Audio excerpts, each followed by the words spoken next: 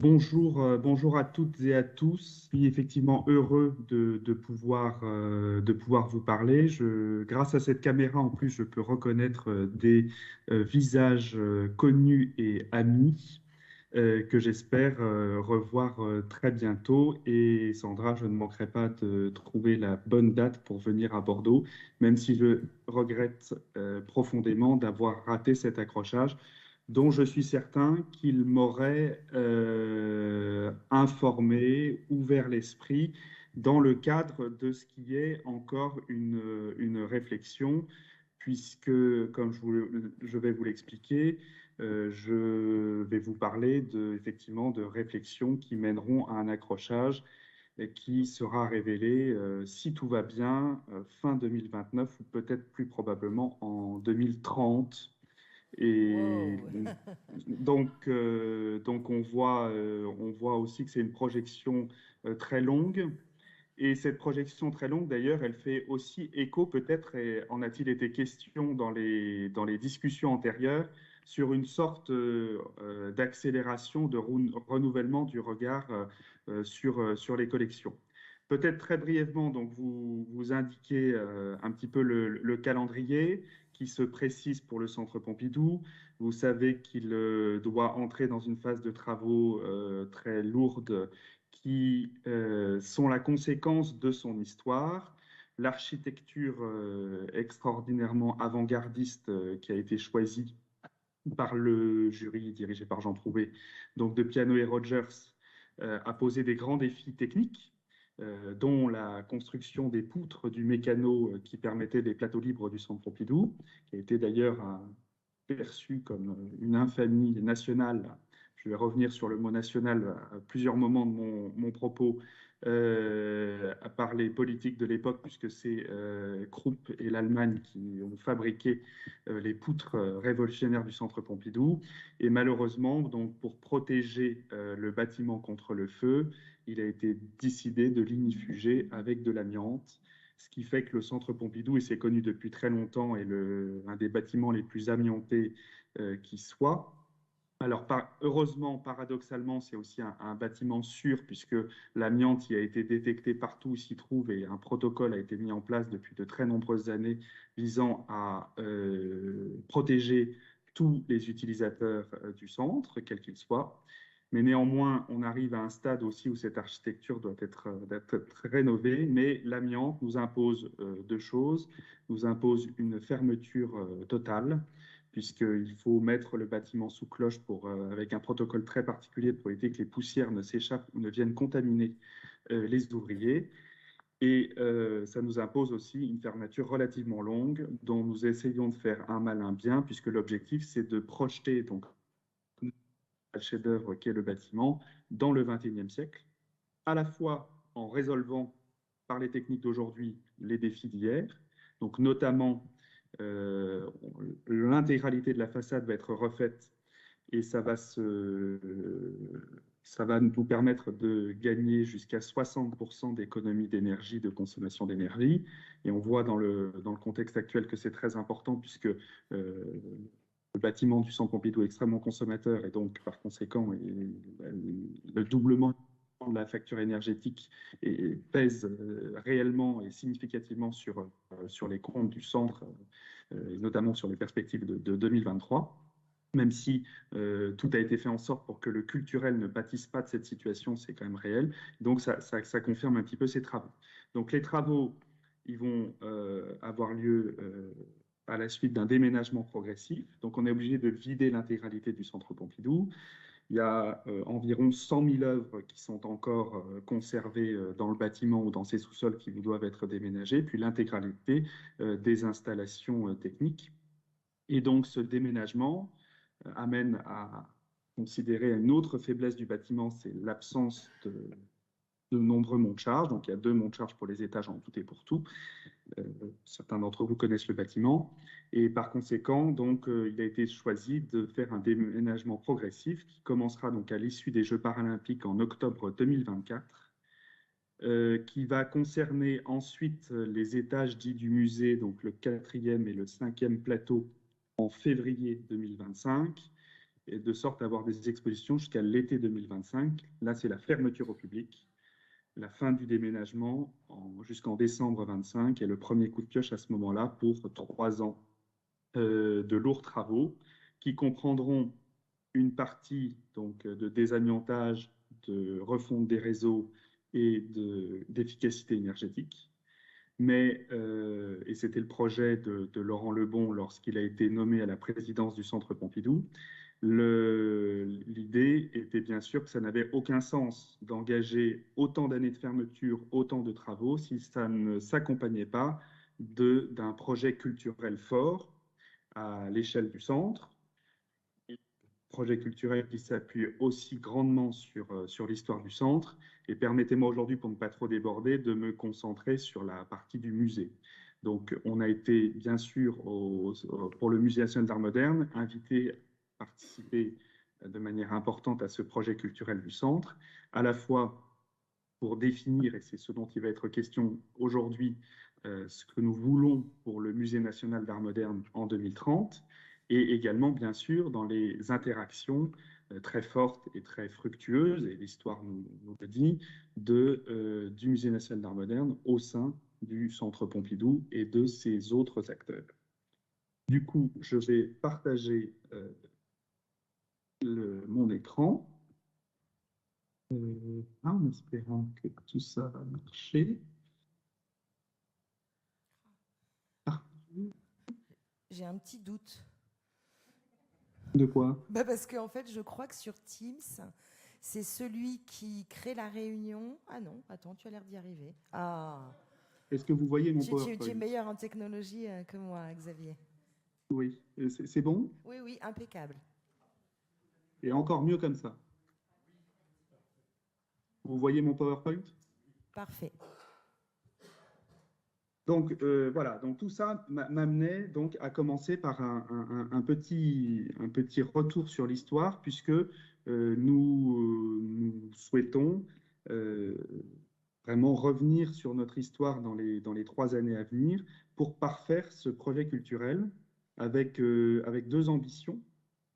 D'abord, retrouver bien, les innovations qui ont été en jeu lors de la création du centre et lors de ces premières années, pour identifier celles qui ont fonctionné, qui ont annoncé une grande transformation dans l'usage des musées et leur place dans la société, et peut-être aussi retrouver des innovations qui ont été abandonnées, peut-être parce que d'un point de vue d'horizon d'attente, ça anticipait sur les évolutions sociales qui ont eu cours lors des 4 dernières décennies et qui pourraient aujourd'hui être réactivées pour répondre aux nouvelles attentes qui sont formulées à l'égard des musées. Et il ne vous aura pas échappé que si on soit la nouvelle définition des musées qui a été votée par l'ICOM cette année, ou dans un contexte plus français, la mission des musées du XXIe siècle, beaucoup de ces défis qui invitaient les musées à évoluer, eh bien, le Centre Pompidou, de par l'intégration du musée dans une structure plus large et pluridisciplinaire, semblait bien placé pour relever ces nouveaux défis. Et puis, il en sera beaucoup question également, revenir sur notre passé était une manière de faire une introspection qui était tout à fait intéressante. Donc, je ne vais pas m'étendre là-dessus. La vérité, c'est que le Musée national d'art moderne, donc, il est héritier du musée du Luxembourg, du musée des écoles étrangères. Il s'installe au Palais de Tokyo en fait en 1942, donc il y a une première ouverture en 1942 qui est un petit peu curieuse pendant l'occupation, mais ça, voilà, sa véritable naissance, c'est 1947 avec Jean Castou, donc dans l'aile ouest du Palais de Tokyo, aujourd'hui porte toujours le nom de Palais de Tokyo, et dans un bâtiment très néoclassique, comme en témoigne cette image alors qui est plus ancienne puisque c'est l'image plus récente, pardon, l'image de 1973 et qui nous donne une petite idée de ce qu'était le Musée national d'art moderne, somme toute quelques années avant lorsqu'il intègre le Centre Pompidou. Et pour en revenir au sujet de ce symposium, toute présentation est une exposition signifiante, repose sur un récit et propose une construction d'un regard très particulier. Et en l'espèce, ces quelques images témoignent effectivement de ce qui a été reproché au MNAM lorsqu'il était au Palais de Tokyo, c'est-à-dire une vision reposant sur la modernité et sur les avant-gardes telles qu'elles s'étaient succédées, superposées et disséminées depuis la deuxième moitié du XIXe siècle, et qui, pour certains, ne correspondaient plus aux exigences de l'époque et surtout à l'extraordinaire diversité de la création artistique de l'époque et l'investissement par les artistes de nouveaux moyens d'expression. Et en plus, bien évidemment, d'une place qui manquait. Donc je ne reviens pas sur ce débat, je vous laisse peut-être juste constater la différence d'ambiance avec quelques images qui vous montrent le Musée national d'art moderne au Centre Pompidou lors de l'inauguration. Donc c'est effectivement le directeur de l'époque, donc le créateur du musée Omnam Pontus Sulten, qui a inventé cet accrochage. Pour ceux qui l'ont vu, et c'est assez passionnant, le film de Rossellini qui a été tourné dans les premières semaines de l'ouverture du centre est absolument passionnant, notamment parce qu'on y découvre à la fois la volonté d'ancrer les collections modernes et contemporaines dans l'histoire, avec des œuvres que nous avons désormais, comme celle de Gustave Moreau, l'habitude d'admirer au musée d'Orsay. Mais d'un autre côté, un accrochage extraordinairement ouvert, donc c'est ce qu'on a appelé le village africain, et surtout qui prend des libertés formelles avec la chronologie.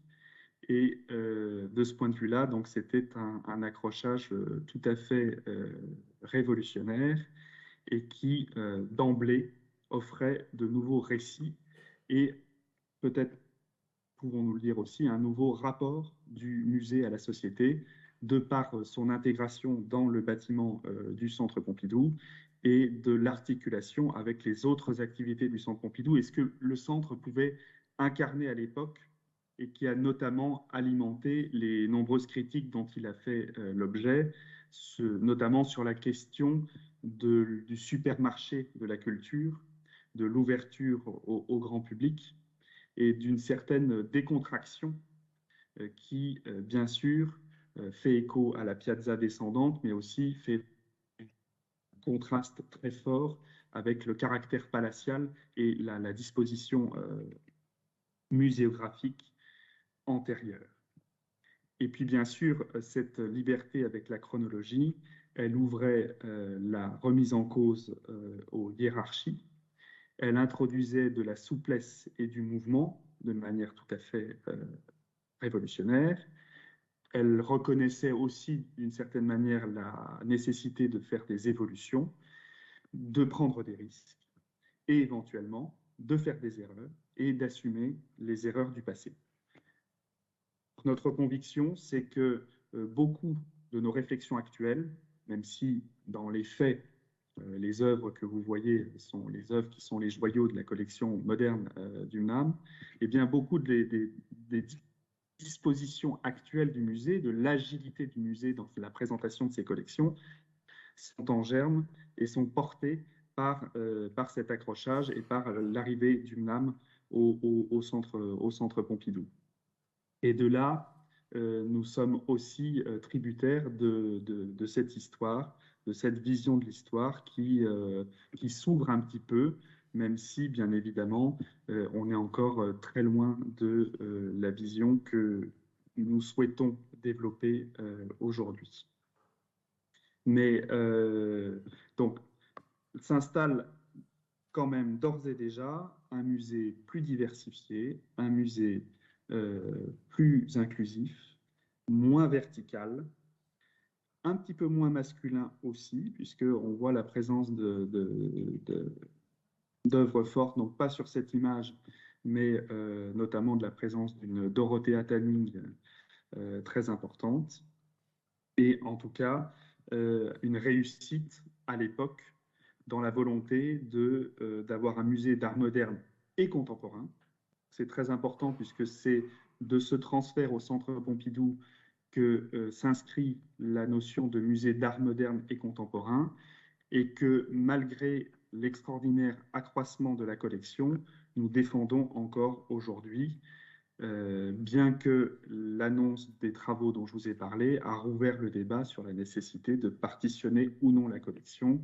Il n'en est pas question, tant que je suis là, et nous sommes tous d'accord avec mes collègues, que l'identité justement du centre et son intérêt reposent sur cette collection multiforme. Alors, le caractère multiforme de la collection, donc je vous montre une autre image, donc cette fois-ci au 4e étage du centre à l'ouverture. Bon, vous êtes, je pense, pour la plupart d'entre vous, très familiers avec le centre. Lorsqu'il ouvre, c'est l'intégralité du 5e étage et un tiers du 4e étage qui lui sont dévolus, puisque les bureaux sont encore dans le centre, avec toujours, depuis toujours finalement, les collections les plus historiques au 5e étage et l'art à l'époque le plus contemporain au 4e étage. Et vous voyez le néon qui est un symbole de cette diversification des moyens d'expression des artistes pour l'époque. Et la double hauteur qui a disparu, voilà, qui permettait aussi l'entrée de davantage d'installations dans les espaces du Centre Pompidou. Alors une petite image aussi qui montre l'évolution des accrochages, donc là en 1991 sous la houlette de Dominique Bozo. Et puis la présentation du musée avec l'intégralité du 4e et du 5e étage à l'issue des travaux de 97-2000, donc le nouvel accrochage qui avait été conçu par Alfred Pachmann à son arrivée à la direction du musée. Il est évident que nous intégrons aujourd'hui des requêtes nouvelles qui sont formulées à l'égard du musée. Alors, je vais peut-être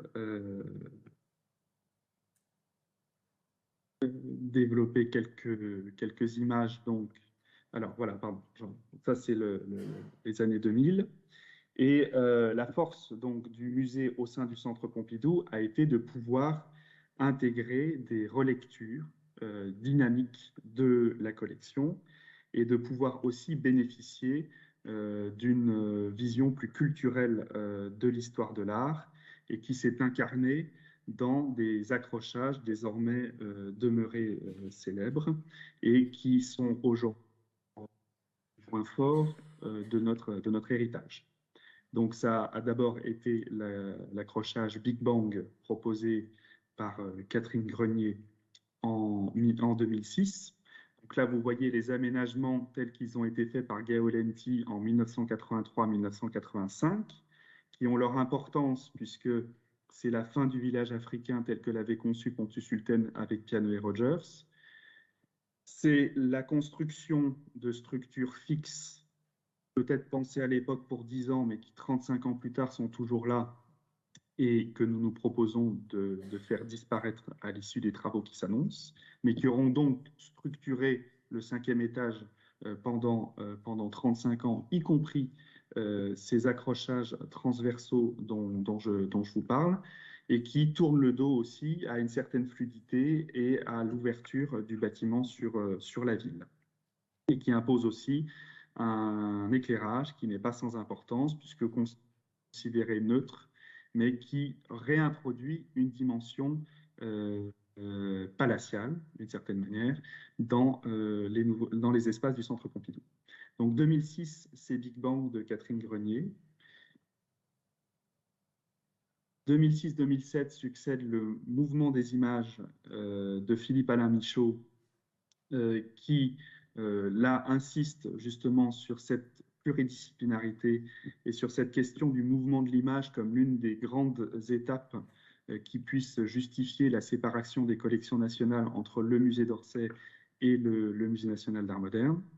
C'est aussi un moment de réaffirmation très fort, alors que ça s'était un peu perdu, de la pluridisciplinarité de la collection et de son lien, des liens entre les différentes techniques, que ce soit le cinéma, la vidéo, la sculpture, l'installation, et puis bien sûr la photographie et le dessin. Et puis, bien évidemment, les grandes. Alors, il y a une petite erreur, puisque c'est Camille Morino et pas Christine Massel qui est l'auteur de cet accrochage, elle, à Centre Pompidou, qui va marquer aussi les esprits, puisque nous nous intéressons beaucoup aujourd'hui à la question de l'équilibre entre hommes et femmes. Et finalement, eh bien, on a la fierté au Musée national d'art moderne que cette exposition a été organisée dès 2009 dans le sillage du début d'une réflexion sur la question du genre dans la création. Peut-être qu'aujourd'hui, on ne ferait plus un accrochage exclusivement féminin, mais à l'époque, c'était véritablement une démonstration triple, au moins une démonstration que la création féminine avait été précurseur dans l'ensemble de l'histoire de notre collection. La démonstration aussi que les collections nationales, malgré leur retard dans cette égalité entre les hommes et les femmes, étaient capables de soutenir une présentation sur plusieurs milliers de mètres carrés. Et enfin, que cette présentation pouvait ouvrir des perspectives tout à fait intéressantes dans la politique et dans la stratégie d'acquisition qu'il fallait mener, notamment dans bénéficier des fruits de la recherche pour remettre en lumière et redonner la place à des artistes femmes qui avaient été injustement oubliées, soit dans le principe d'exposition, soit dans la présentation des collections. Et donc, c'est vraiment un moment un petit peu très important de notre histoire sur lequel nous capitalisons toujours. Et puis ensuite, Modernité plurielle avec Catherine Grenier en 2013-2015, qui là aussi renouvelait l'exercice sur un autre élément très important dont je vous parlerai par la suite. Enfin, la pluridisciplinarité à nouveau avec une histoire art, architecture et design sous le commissariat de Christine Massel en 2014-2016. Aujourd'hui, le musée tel que vous l'avez visité récemment, il est proche de l'accrochage que Bernard Blisten a réalisé pendant l'année 2020, avec une reprise au 5e étage d'une perspective qui se diffuse dans l'intégralité du 4e étage, même si celui-ci, au gré des rotations, a perdu la pureté de la pensée de Bernard, et c'est aussi pourquoi nous préparons une refonte, si ce n'est un réaccrochage complet pour l'année prochaine. Plusieurs lieux de position. Et puis, je voulais m'arrêter aussi sur une nouvelle manière que nous développons de présenter la collection. C'est en miroir des expériences qui ont été menées, que je viens de vous montrer, l'idée de poursuivre dans certains domaines la relecture de la collection par des expositions où cette collection est principalement ou des expositions, pardon, dans les espaces d'exposition. Donc ici, c'est la galerie de photographie du centre dans le Forum -1, où nous avons des présentations qui sont très grandement fondées sur les collections et vont bien sûr continuer par l'histoire qui est portée par cette collection, cette vision, à objectiver l'inconscient individuel et collectif, et parce que nous sommes en 2022, montrer à quel point des notions qui nous sont désormais familières souffrent quand même d'un phénomène d'hystérèse, puisque on comprend qu'on est dans un travail de long terme sur les questions donc du centrage occidental, sur la question du masculin, et c'est un homme qui vous parle et qui est très conscient de cette question, sur la question aussi de la couleur de peau, du vertical, et bien sûr de l'inclusivité dans la présentation des collections. On voit que la prise en considération des horizons culturels, sociaux et politiques des accrochages sera toujours à parfaire. Et c'est bien ce qui est en jeu dans cette exposition intitulée Décadrage colonial, où la photographie de l'entre-deux-guerres est mise en question et où on insiste sur la diffusion, sur les œuvres qui ont été créées, le contexte, donc notamment les missions ethnographiques qui ont donné lieu à la création de ces ensembles cinématographiques, mais aussi à la dimension sociale de la diffusion de ces images, leur portée donc politique et l'extraordinaire modestie des artistes qui se sont déjà à l'époque élevés contre l'imaginaire qui se diffusait de la sorte. Et aujourd'hui, nous sommes dans une situation qui est un petit peu paradoxale, puisque nous voyons que les musées sont interpellés de manière inédite et désormais de manière un petit peu violente par des jeteurs de soupe. Et en même temps, les musées sont plébiscités, peut-être que ce n'est qu'un paradoxe apparent, comme des espaces désormais considérés comme de sécurité intellectuelle dans un monde de plus en plus incertain et où l'information demande toujours plus de vérification, des lieux de sécurité sociale, d'ouverture au débat, et cela doit nous encourager à être davantage ouverts à cette inclusivité et à cette polyphonie que je crois nous défendons tous, mais pour laquelle nous devons trouver une place dans la présentation des collections. Alors, je voulais après continuer sur la notion donc, de musée national, et ça irriguera aussi la question de la présentation du musée pendant la fermeture. Donc, le Musée national d'art moderne, qui est présent au Centre national d'art et de culture Georges Pompidou. Ce mot est un défi de tous les jours pour que la politique à l'égard des publics soit la défense d'une signification nationale la plus ouverte. Et c'est aussi l'enjeu que nous avons du point de vue de la présentation, mais aussi de la stratégie d'acquisition des collections, et de trouver un équilibre entre le national et le global.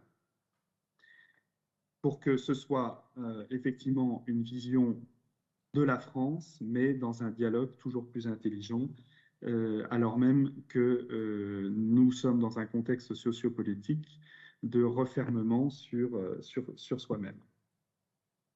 Alors, dans ce contexte-là, vous l'avez compris, la fermeture est un défi énorme. On a l'habitude, ce sont des spécialistes de marketing qui m'ont donné cette information. Les études de marketing montrent qu'une marque ne peut survivre à son interruption temporaire plus de 2 ans. Alors, bien évidemment, cette information m'a fait rigoler et j'ai répondu que c'était peut-être encore une manifestation de la force des musées de pouvoir se permettre de fermer pendant plus longtemps que cela. Et j'ai donné l'exemple du Rijksmuseum qui a fermé pendant près de 10 ans. Nous faisons tout en œuvre pour que notre fermeture soit la plus courte possible et soit la plus proche des 3 ans que je vous ai indiqués. Et surtout, nous sommes sur le point de mettre en œuvre une présentation inédite de la collection pour que, loin d'être un enterrement, la fermeture du bâtiment soit le lancement d'une fusée, et d'une fusée qui on pouvait faire d'un mal un bien, soit aussi un moment de réflexion et d'exploration qui viendra nourrir et enrichir ce que nous pourrons porter en termes de scénographie et de représentation des collections, de vision des collections lors de la réouverture après les travaux. Et la première question qui se pose à nous, c'est bien sûr l'articulation entre le permanent et le temporaire. Alors bien sûr, c'est un vieux marronnier, mais après le Covid, avec des défis environnementaux très grands, cette question qui était un petit peu en germe, comme les questions aussi de conservation préventive un peu rigides, il y a une opportunité de mettre davantage en œuvre cette circulation entre les expositions et les présentations de la collection. Et c'est bien ce qui est à l'œuvre avec le décadrage colonial, qui en fait s'inscrit dans cet enrichissement des visions que nous avons sur la collection et qui sera à l'œuvre avec une exposition que nous avons programmée pour juin prochain, juin 2023, qui s'intéressera à la question de l'homosexualité dans la création artistique des débuts de la collection au début du XXe siècle jusqu'à aujourd'hui. Et j'espère que vous serez heureux de venir voir cette exposition. Alors, pour la collection, comment faire vivre la collection pendant la fermeture? Donc aujourd'hui, on a 12 000 mètres carrés qui sont dédiés à la collection. Il y avait 27 000 œuvres en 1977 et maintenant, la collection comprend 120 000 œuvres avec la particularité d'avoir cette pluridisciplinarité incluant le design, l'architecture et tous les autres médiums de la création. Et c'est aussi l'identité du MNAM que vous voyez, puisque c'est cette pluridisciplinarité qui nous rend complémentaires les autres grandes collections nationales plus spécifiques, comme celle du Musée des Arts Décoratifs, de la Cité de l'Architecture et du Patrimoine, notamment. Alors, pour faire vivre la collection, nous pouvons nous fonder aussi sur trois choses. La première, c'est le bilan HLM, c'est les expositions hors les murs qui ont été organisées lors de la première fermeture du centre en 1997-1999. Donc, vous voyez 26 expositions itinérantes qui ont eu beaucoup de succès. Et le petit Xavier qui vous parle est allé au Musée des Beaux-Arts de Lyon voir l'exposition Matisse qui avait été proposée en 1998 là-bas. Et ça a une grande importance sur sa vie. Mais on voit tout le chemin qui a été parcouru entre une vision très parisiano-centrée à l'époque. Parisiano-centrée, pourquoi? D'abord parce que les grands chefs-d'œuvre des collections nationales, et je l'ai vu aussi au musée d'Orsay, voyageaient peu en région. Donc c'est vraiment ce qu'a apporté cette opération de la fermeture du Centre Pompidou, c'est d'emmener les plus grands chefs-d'œuvre en région. Mais néanmoins, c'était dans le cadre d'expositions très classiques, curatées par les équipes du centre, donnant une place exclusive au musée sur l'ensemble des activités du centre et une place particulièrement grande aux collections d'art moderne au sein des collections du musée et dans un partenariat, on va dire, limité avec les musées qui ont reçu ces expositions. Et ce chemin qui a été parcouru, on le voit avec les hors les murs qui ont été organisés donc en 2016-2018 autour de l'année 2017 qui fêtait le 40e anniversaire du Centre Pompidou avec davantage d'expositions. Et le troisième élément de fondement sur lequel on peut se référer, c'est bien sûr la nouvelle relation que nous avons avec l'ensemble de nos collègues en région. Et là, c'est bien sûr l'ancien directeur des musées de Marseille qui vous parle, puisque l'une des expositions les plus importantes que j'ai pu réaliser à Marseille avec mes collègues marseillais, c'est une exposition sur le hasard. Double exposition, Friche la Belle de Mai et Centre de la Vieille Charité pour les musées de Marseille. Et la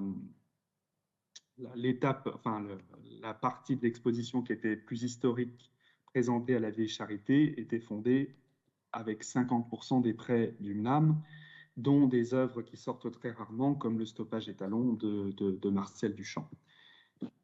Donc aujourd'hui, il faut savoir que nous consentons, pour l'année 2022, nous aurons consenti 8500 prêts, ce qui fait du MNAM le plus grand prêteur au monde, mais 8500 prêts, dont la moitié pour le territoire national.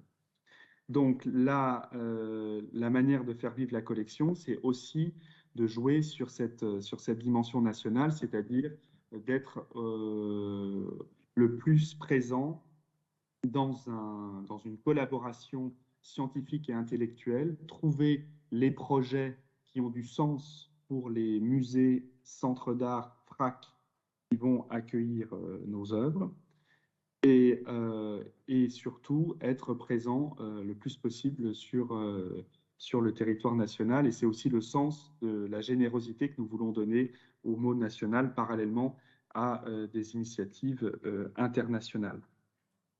Alors là, la vie de la collection que nous envisageons à partir du moment où le centre sera fermé, c'est donc une présence d'abord parisienne pour continuer à repenser le lien entre les collections du MNAM et les autres collections nationales, pour transcender les répartitions chronologiques que nous avons avec le Louvre et le musée d'Orsay, par exemple, transcender les questions géographiques en profitant de cette fermeture pour avoir des initiatives de rencontres de collections pertinentes avec les collections du musée du Quai Branly, Jacques Chirac, et puis bien sûr travailler de manière sectorielle avec le musée des arts décoratifs, la Cité de l'architecture et du patrimoine, et puis également repenser des liens qui ont trop souvent, trop longtemps été marqués par l'indifférence ou la concurrence avec les collections du Fonds national d'art contemporain.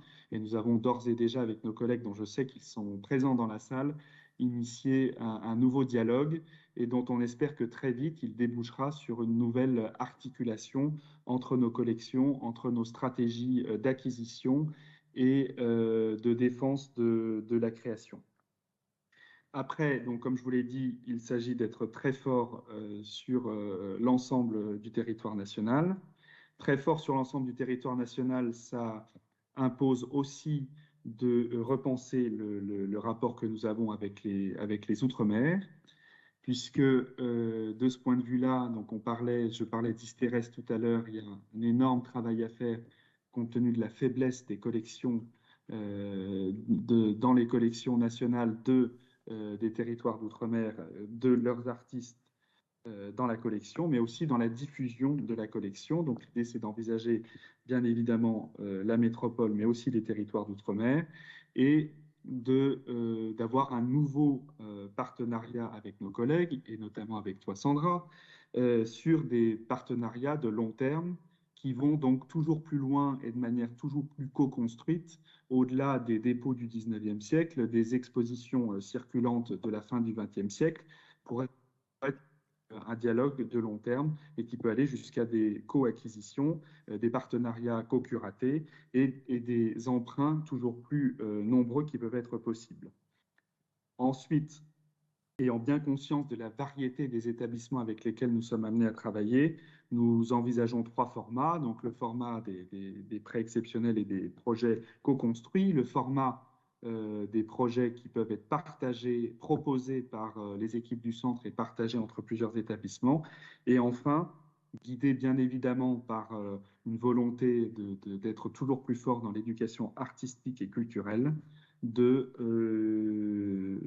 présenter les collections hors musées et centres d'art. Donc nous avons aujourd'hui des initiatives comme le MUMO, un partenariat avec le MUMO qui est amené à perdurer. Nous avons d'ores et déjà un programme qui s'appelle Un jour, une œuvre et qui présente une œuvre pendant un jour dans des espaces non muséaux, à la fois soit des espaces très porteurs de défis comme un centre commercial ou un lieu de transport, mais dont on voit que le succès est plus grand lorsqu'il y a une structure d'accueil déjà culturelle comme les médiathèques. Et donc l'ambition serait pendant la fermeture que nous puissions avoir des propositions de type plusieurs œuvres pendant un an hors d'un musée et avec autour tout un dispositif de médiation qui assure que l'ensemble des habitants à proximité de là où seraient présentées les œuvres puissent avoir une offre autour de la compréhension de ces collections nationales.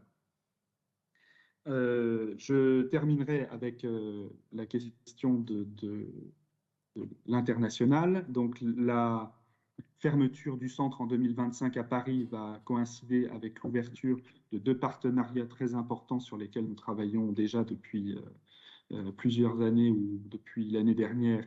Donc c'est le Canal Centre Pompidou à Bruxelles, dont la structure même pluridisciplinaire, dont l'installation dans un espace immense qui est un ancien garage Citroën, souligne la pertinence de la collaboration que nous avons avec lui, mais plutôt sur un mode qui est celui du Centre Pompidou-Metz, et qui sera bien sûr le Centre Pompidou-Metz qui va continuer à être le premier exemple de présence des collections du centre sur le territoire. Jersey City qui doit ouvrir aussi en 2025 est donc une initiative de notre manière justement de créer des récits de la collection européen qui sera présenté à proximité de New York, mais non pas à destination d'un public de Manhattan qui a largement à faire avec les musées, mais plutôt de réussir une proposition avec la vision sociale qui caractérise notre politique dans un territoire en plein renouveau et très multiculturel, donc à Jersey City même, mais sur l'ensemble du New Jersey. Et puis, jusque-là, je ne sais pas s'ils seront renouvelés ou pas, les implantations que nous avons à Shanghai et à Malaga. Toute cette politique, et je m'en tiendrai là, elle vise aussi voilà, à repenser à ce que nous voulons pour la présentation de la collection au Centre Pompidou, les hypothèses sur lesquelles nous travaillons pour le cahier des charges de consultation des architectes qui vont justement se pencher sur le centre en 2029-2030, c'est déjà questionner la présence des collections au sein du centre Pompidou et parallèlement questionner la question de l'extension de la présentation des collections.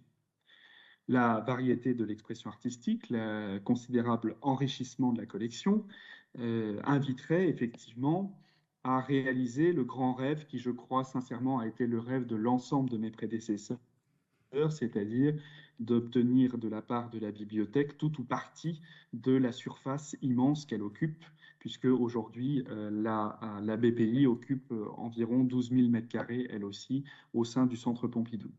Mais c'est faire fi du fait que je suis peut-être le premier directeur du musée qui a longuement travaillé dans cette bibliothèque, le premier directeur du musée qui a toujours connu le Centre Pompidou et qui n'imaginerait pas le Centre Pompidou sans sa bibliothèque. Et c'est d'ailleurs aussi la conviction de Laurent Lubon, actuel président. Et par ailleurs, cette question des mètres carrés est pour moi à mettre en balance avec la vision écologique moderne que nous avons d'un musée et de l'équilibre de la présentation des collections entre Paris et le reste du territoire. Cela étant dit, nous bénéficierons sans doute d'espaces et de potentialités nouvelles de présentation de la collection, grâce auxquelles nous espérons toujours mieux répondre aux attentes que je vous formulais tout à l'heure, notamment dans la fluidité, dans le changement du regard, dans la pluridisciplinarité. La grande addition au Centre Pompidou dont nous allons bénéficier, c'est la conversion de l'immense parking poids lourd qui se situe sous la piazza du Centre Pompidou, qui est une manière de nous étendre sans construire, et donc à la fois de retrouver l'utopie de la convertibilité qui était celle dessinée par les architectes, et qui rentre parfaitement en cohérence avec notre époque. Puisque c'est aussi une manière de renouveler la potentialité de présentation de la collection sans construire une nouvelle aile. Et en même temps, ces espaces qui sont particulièrement généreux par leur taille sous plafond, parce qu'ils étaient faits pour des bus qui ne sont jamais rentrés, qui sont parfaitement connectés avec le forum -1 que vous connaissez au centre, eh bien, c'est aussi une manière de renouer avec l'utopie artistique des origines du centre, c'est-à-dire que la collection soit connectée avec l'ensemble des activités artistiques que vous trouvez au centre, le cinéma, la musique, le théâtre, et peut-être faire plus de place aux questions de performance et de la pluridisciplinarité dont j'ai déjà parlé au sein des collections du musée, et aussi de multiplier les contextes de monstration de la collection et peut-être être plus en conformité avec le bâtiment, c'est-à-dire avoir des espaces plus conformes aux nouvelles formes vidéo, installation et aux œuvres photosensibles, et de créer une nouvelle circulation dans le bâtiment qui soit plus conforme avec ce que nous voulons aujourd'hui pour la collection. Voilà, j'ai sans doute oublié plein de choses, mais je pense que je vais m'arrêter ici. Je pense avoir été trop long. Merci beaucoup pour votre attention et bien sûr, je serai ravi de répondre aux questions que vous pourriez avoir ou aux précisions que je pourrais vous donner.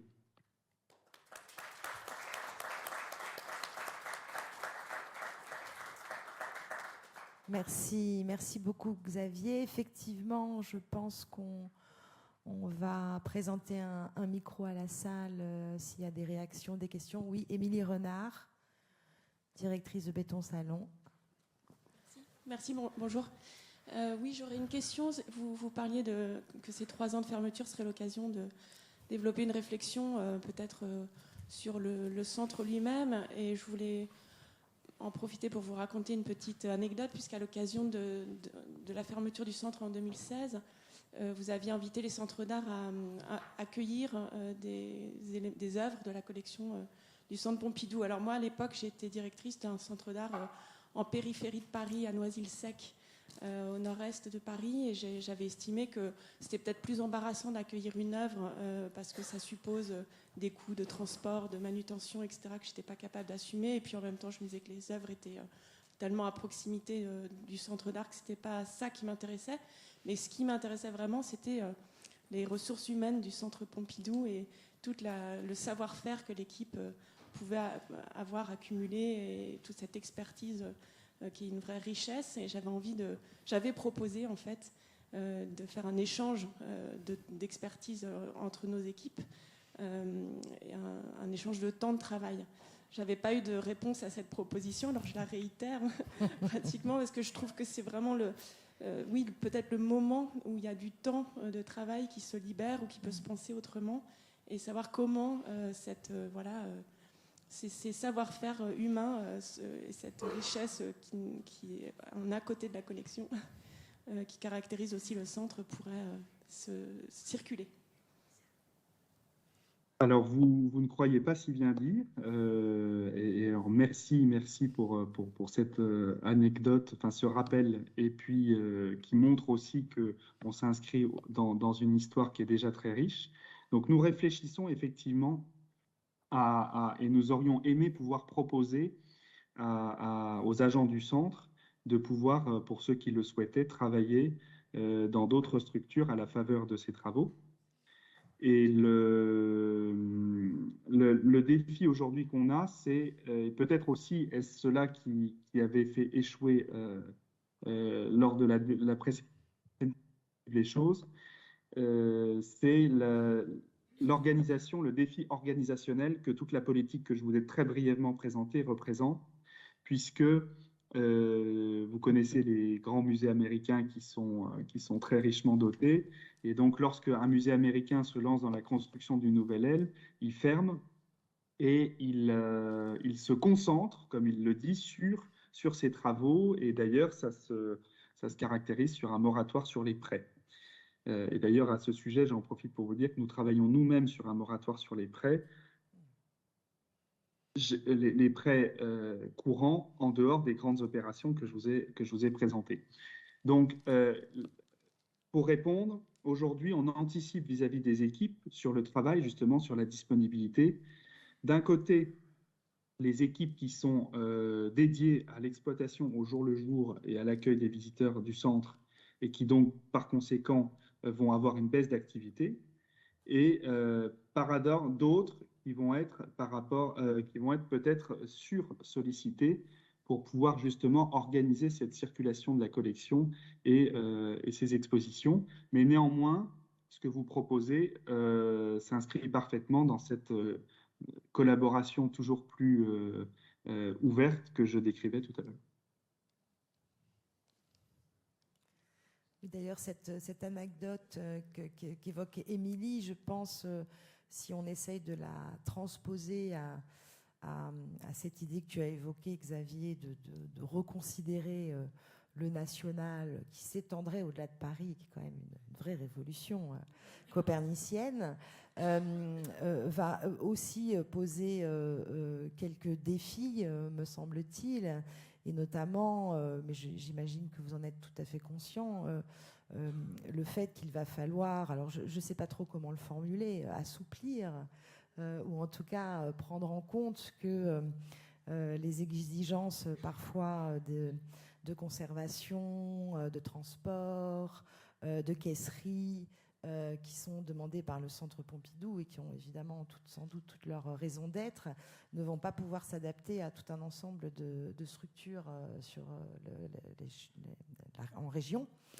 Et donc comment déjà vous commencez à anticiper, sachant que par ailleurs, il y a des regroupements, je pense notamment à une journée d'études qui est prochainement organisée, me semble-t-il, par la CIMAM, dont l'objet est de dire comment allons-nous assouplir les règles de conservation et de présentation des œuvres dans un contexte de changement climatique qui fait que peut-être nous pouvons nous questionner collectivement sur certaines rigidités de règles au vu de la transition écologique, mais aussi au vu de la réalité de ce territoire français. Voilà, j'aurais bien aimé t'entendre là-dessus.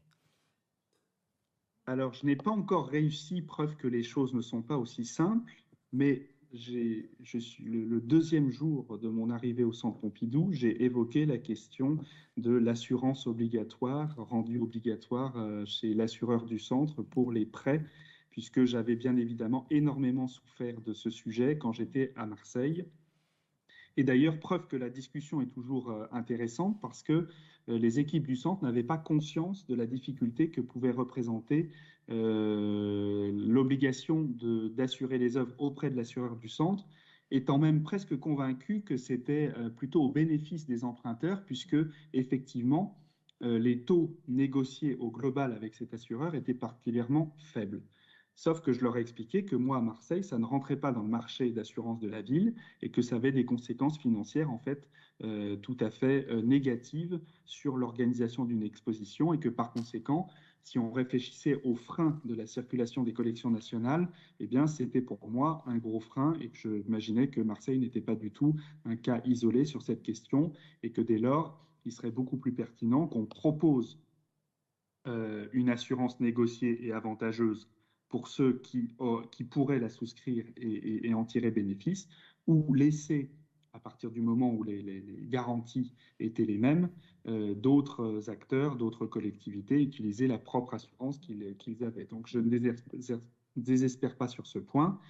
Et après, puisque tu parlais effectivement de la conservation préventive, donc les curseurs sont en train de bouger, à Paris même, puisque nous avons abaissé notre objectif de température dans les salles à 19 degrés suite à Et puis la variabilité aussi.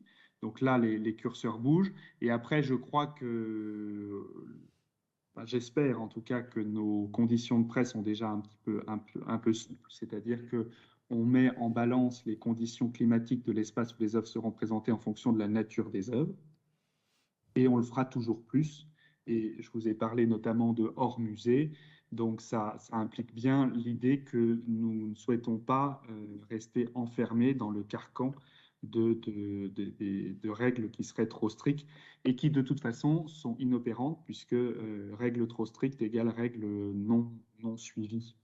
Donc par conséquent, sur tous les éléments qui peuvent être des freins, bien sûr aussi sur la question du conditionnement des transports, nous allons veiller à faciliter effectivement la circulation des collections. Voilà. C'est une très très bonne nouvelle. Voilà.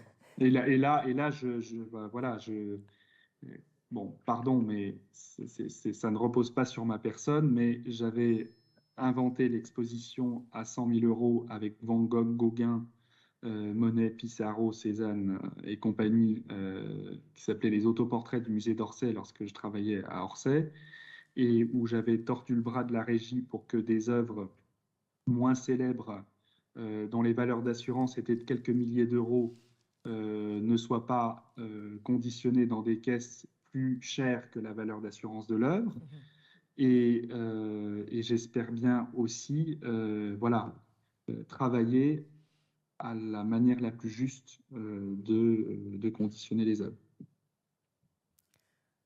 Est-ce qu'il y a d'autres questions, remarques? Oui.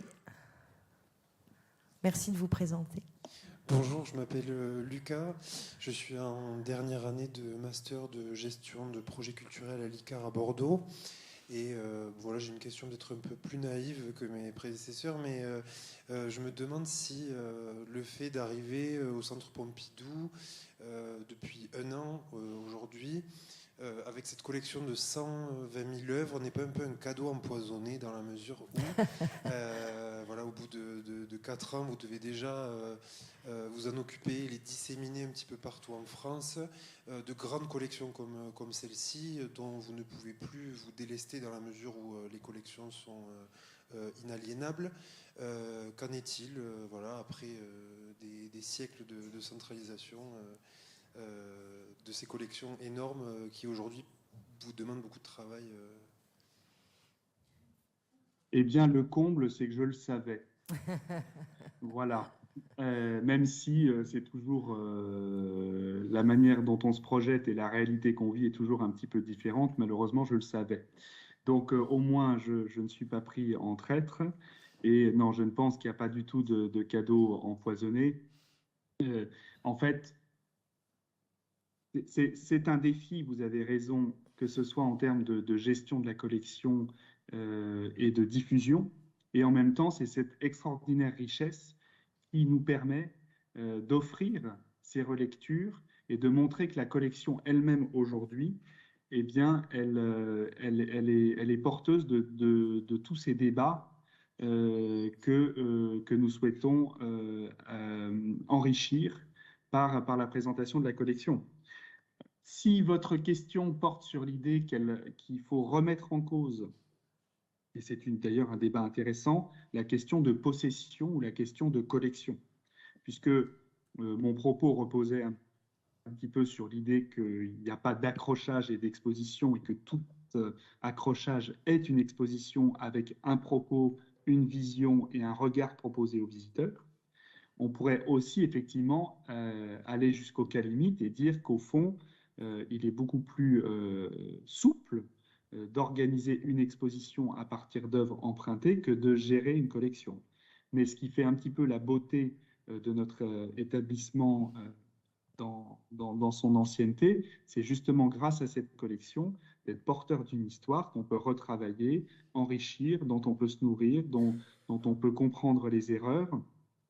Et par conséquent, c'est aussi le sens d'une collection nationale qui a le souci d'une redistribution sur l'ensemble des territoires et qui est aussi capable d'offrir des possibilités dans la spécialité de chacun, la spécificité de chacun, l'intérêt de chacun parmi les institutions avec lesquelles nous travaillons.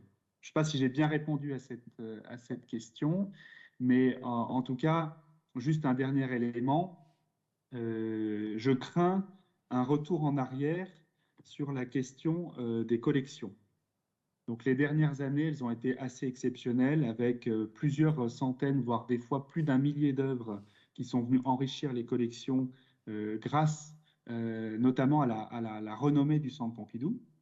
Donc vous savez qu'on a un budget d'acquisition de 1 800 000 euros qui est à la fois très important et ce n'est pas l'ancien directeur des musées de Marseille qui va dire le contraire, et en même temps vis-à-vis d'un marché qui s'emballe sur l'art moderne et contemporain qui a ses limites.